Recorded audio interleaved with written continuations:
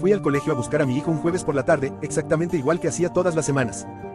Mi esposa todavía estaba en el trabajo, así que normalmente era yo quien lo retiraba. Era una rutina tan estable que los auxiliares ya me conocían por mi nombre y muchas veces el niño ya estaba esperando cuando me veía entrar por la reja.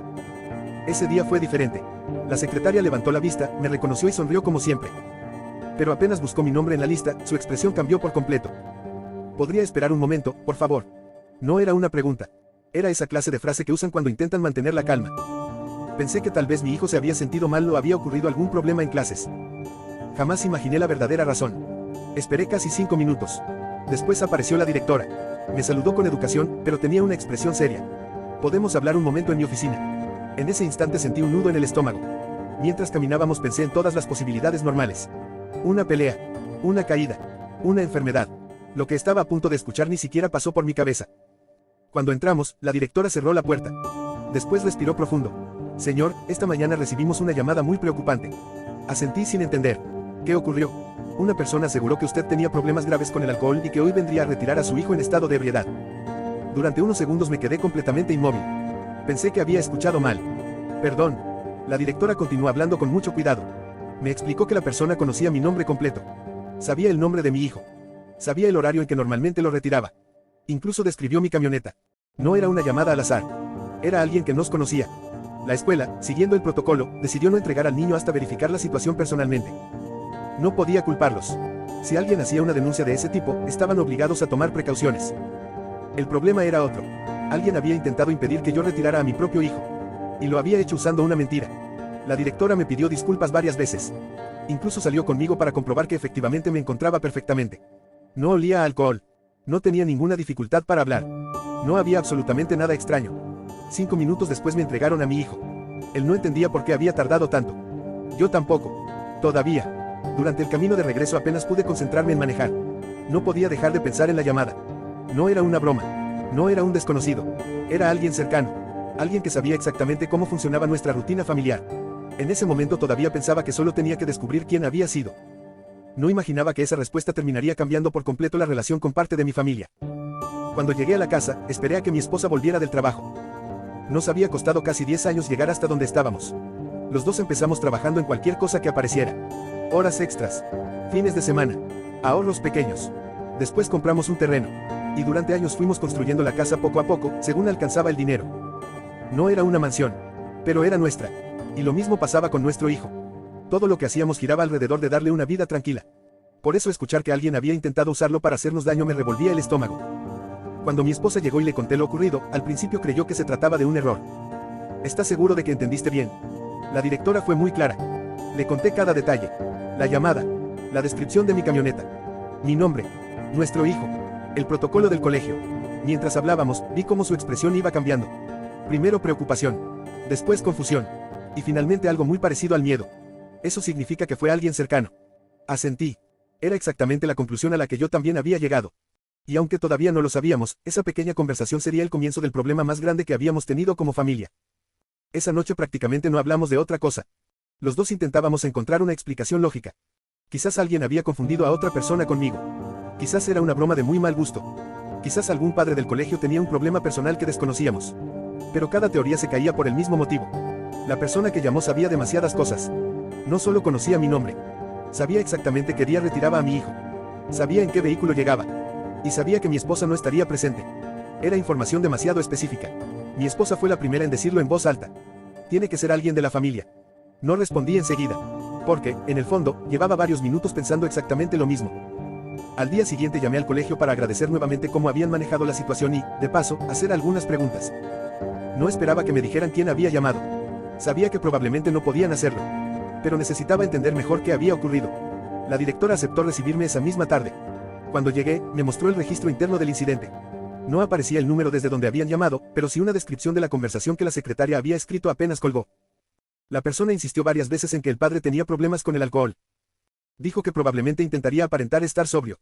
Solicitó expresamente que no entregaran al menor bajo ninguna circunstancia. Aquello me llamó la atención. No parecía una llamada impulsiva. Parecía alguien decidido a convencer al colegio. Como si hubiera preparado exactamente lo que iba a decir. En ese momento empecé a sentir algo distinto a la rabia. Empecé a sentir preocupación. Porque cualquiera que estuviera dispuesto a hacer una acusación tan grave por teléfono probablemente no pensaba detenerse ahí. Todavía no imaginaba hasta dónde estaba dispuesto a llegar. Antes de irme, la directora recordó otro detalle. Ahora que lo pienso, la persona dijo que era un familiar muy cercano. Me quedé inmóvil. ¿Estás segura? Sí, dijo algo como, la madre del niño no quiere problemas, pero alguien tiene que proteger al pequeño. Agradecí la información y regresé al auto. No había pruebas. Pero sí empezaban a aparecer demasiadas coincidencias. Cuando llegué a casa, mi esposa ya estaba esperándome. Le conté exactamente lo que había averiguado. Permaneció en silencio varios segundos. Después dijo un nombre. Mi mamá. No fue una acusación. Fue casi un susurro. Como si ni siquiera ella quisiera creer lo que acababa de decir. La verdad era que su madre nunca me había aceptado. Desde que empezamos a salir, encontraba algún motivo para criticarme. Si cambiaba de trabajo, era porque no era estable. Si conseguía un ascenso, decía que seguramente ahora me creía superior. Si comprábamos algo para la casa, comentaba que habíamos gastado demasiado. Y si decidíamos no seguir alguno de sus consejos, aseguraba que tarde o temprano nos arrepentiríamos. Durante años aprendí a ignorarla. Siempre pensé que era una suegra controladora. Incómoda. Entrometida. Pero inofensiva. Ahora ya no estaba tan seguro. Mientras intentábamos ordenar las ideas, mi esposa recordó algo. La tarde anterior, apenas una hora antes de que yo fuera al colegio, su madre le había enviado una foto. Era una imagen del patio del establecimiento. Con un mensaje muy simple. Pasé a dejarle un regalito al niño. Mi esposa abrió la conversación y me mostró la foto. Ahí estaba. La entrada del colegio. La hora. El mismo día. Los dos nos miramos sin decir nada. No demostraba que hubiera hecho la llamada. Pero sí demostraba que había estado exactamente donde decía la directora. Y en el horario correcto. Sentí un escalofrío. Porque, por primera vez desde que empezó todo, dejé de preguntarme quién había llamado. Empecé a preguntarme por qué alguien sería capaz de hacer algo así. Mi esposa tomó el teléfono. Durante unos segundos pensé que iba a llamar a su madre inmediatamente. Pero volvió a dejarlo sobre la mesa. No. ¿No qué? Si fue ella, quiero escucharla decirlo mirándome a la cara.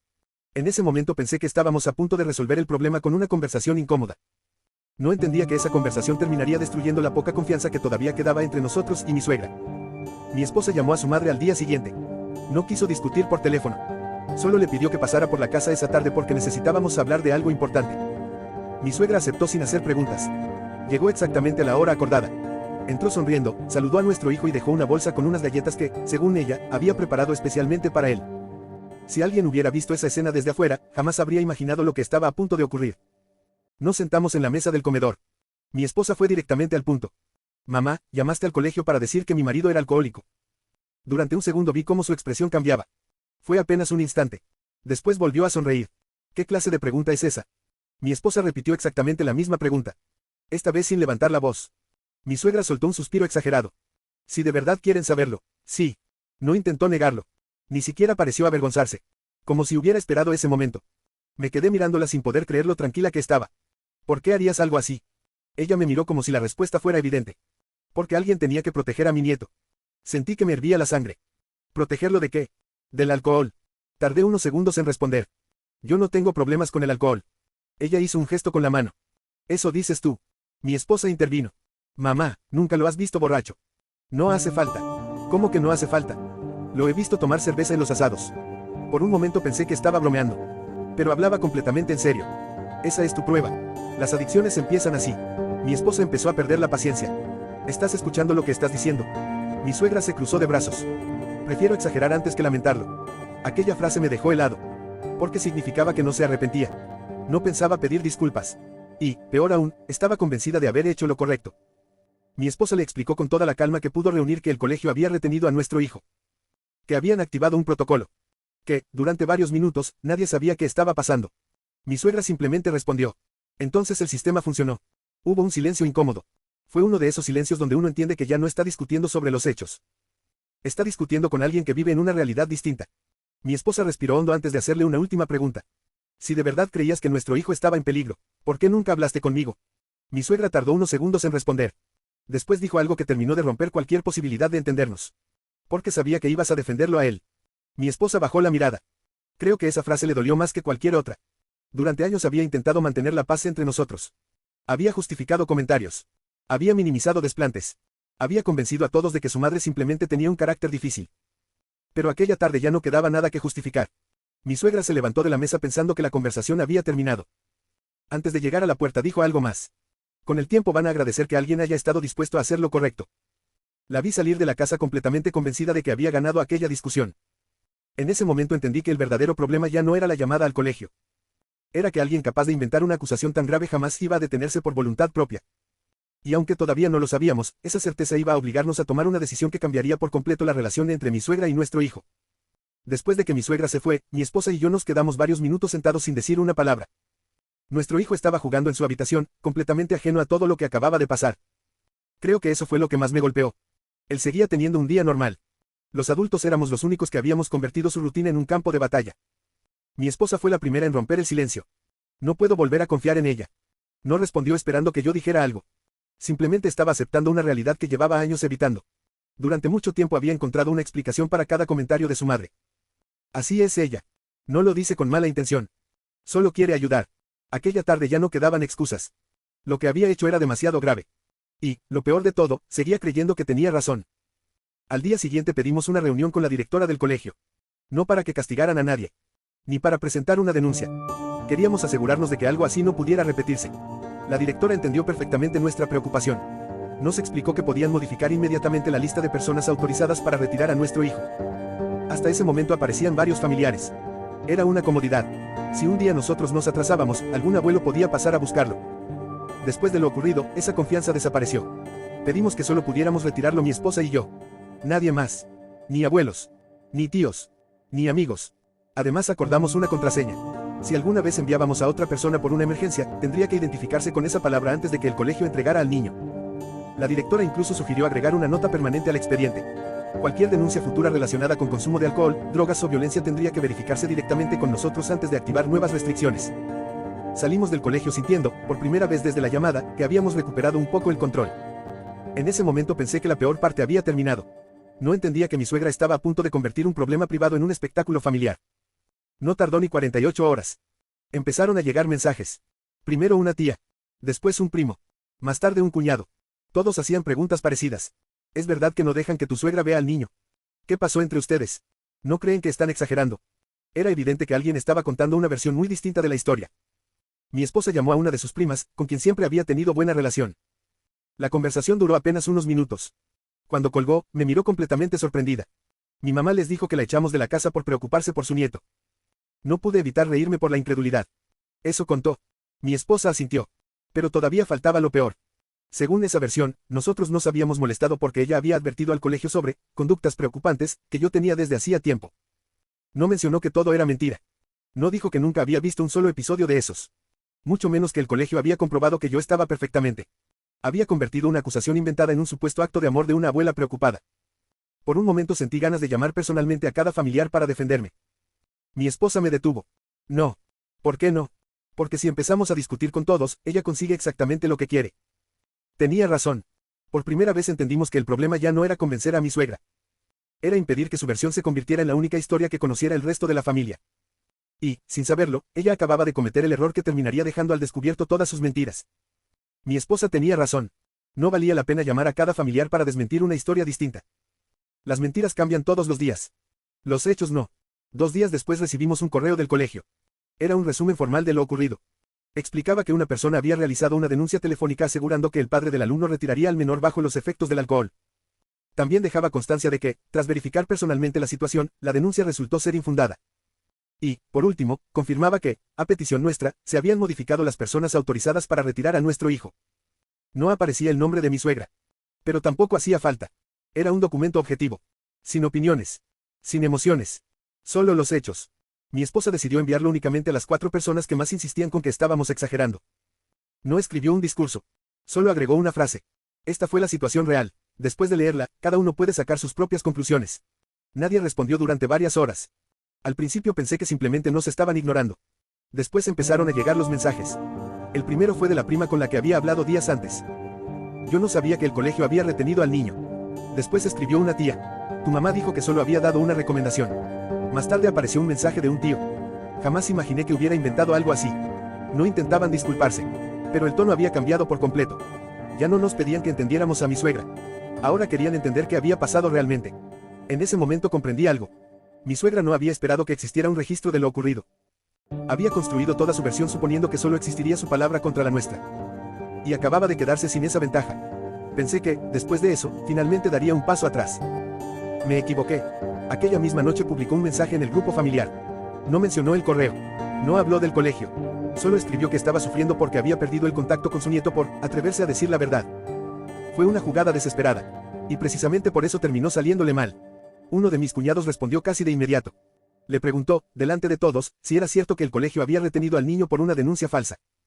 Durante varios minutos nadie escribió nada. Después mi suegra respondió. Pero evitó contestar la pregunta. Cambió de tema. Dijo que nosotros estábamos manipulando la situación. Entonces ocurrió algo que jamás había pasado en todos los años que llevaba con mi esposa. Fue ella quien respondió. No yo. No discutió. No insultó. No levantó la voz. Simplemente escribió. Mamá, si de verdad creías que nuestro hijo corría peligro, debiste hablar conmigo. Elegiste mentirle al colegio antes que confiar en tu propia hija. Esa decisión tiene consecuencias. Nadie volvió a escribir durante casi una hora. A veces el silencio dice mucho más que una discusión. Porque por primera vez nadie salió a defenderla. Mi suegra abandonó el grupo esa misma noche. No porque quisiera. Porque ya no podía controlar la conversación. Y mientras veía desaparecer su nombre de la pantalla, tuve la sensación de que acababa de perder algo mucho más importante que una discusión familiar. Acababa de perder la confianza de las únicas personas que todavía estaban dispuestas a creerle. 2 días después de abandonar el grupo familiar, mi suegra intentó contactarnos. No fue una disculpa. No pidió hablar. Ni siquiera preguntó por su nieto.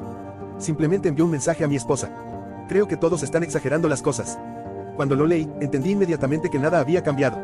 Mi esposa tardó varias horas en responder. No porque estuviera pensando qué decir, sino porque, por primera vez en su vida, ya no sentía la obligación de arreglar el problema. Finalmente escribió algo muy simple. El colegio retuvo a mi hijo por una mentira que tú inventaste. Eso cambió muchas cosas.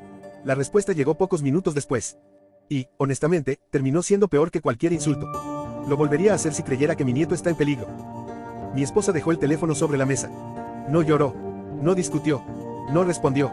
Solo guardó silencio durante varios minutos. Porque aquella frase destruía cualquier posibilidad de reconciliación. No había arrepentimiento. No había comprensión. No había un malentendido que resolver. Su propia madre acababa de decirle que, si tuviera la oportunidad, repetiría exactamente la misma acción. En ese momento entendimos algo importante. El problema nunca había sido la llamada. La llamada solo había revelado una realidad que llevaba años construyéndose lentamente. Mi suegra confiaba más en su propio juicio que en la palabra de su hija. Y eso era imposible de arreglar. Las semanas siguientes fueron extrañamente tranquilas. El colegio actualizó definitivamente los protocolos. Solo mi esposa y yo podíamos retirar a nuestro hijo. La contraseña quedó registrada. Y cualquier denuncia futura tendría que verificarse directamente con nosotros antes de activar nuevas restricciones. Al principio pensé que todo aquello era excesivo. Con el tiempo entendí que la tranquilidad también tiene un valor. Y recuperar esa tranquilidad fue probablemente la única consecuencia positiva de toda la situación. La familia dejó de hablar del tema poco a poco. No hubo grandes discusiones. No hubo bandos enfrentados. Simplemente ocurrió algo mucho más silencioso. La gente dejó de creer automáticamente todo lo que decía mi suegra. Algunos familiares siguieron viéndola. Otros tomaron distancia. Pero nadie volvió a cuestionar nuestras decisiones respecto a nuestro hijo. Porque los hechos eran demasiado claros. Y los hechos, a diferencia de las historias, no cambian según quién los cuenta. Mi esposa habló una última vez con su madre varios meses después. La conversación fue breve, cordial, incómoda y completamente inútil. En ningún momento apareció una disculpa. Ni una sola vez reconoció haber cometido un error. Al contrario, volvió a insistir en que cualquier buena abuela habría hecho lo mismo. Aquella fue la última confirmación que necesitábamos. Algunas relaciones sobreviven a una equivocación. Incluso a una discusión muy fuerte. Lo que casi nunca sobreviven es a la ausencia total de arrepentimiento. Hoy nuestra vida es mucho más tranquila. Nuestro hijo sigue creciendo rodeado de personas en las que podemos confiar. El colegio conoce perfectamente la situación. Y nosotros aprendimos algo que ojalá nunca hubiéramos tenido que aprender. La confianza familiar no desaparece de golpe. Se rompe en el instante en que alguien decide que una mentira es preferible a una conversación honesta. Mi suegra no perdió la relación con nosotros el día que llamó al colegio. La perdió el día que su propia hija le preguntó por qué lo había hecho. Y respondió que volvería a hacerlo. Después de eso, ya no quedaba nada por discutir. Ni nada por perdonar. Solo una nueva realidad a la que todos tuvimos que acostumbrarnos. Nunca volvimos a necesitar otra explicación. Y ella nunca volvió a tener un lugar en las decisiones importantes de nuestra familia.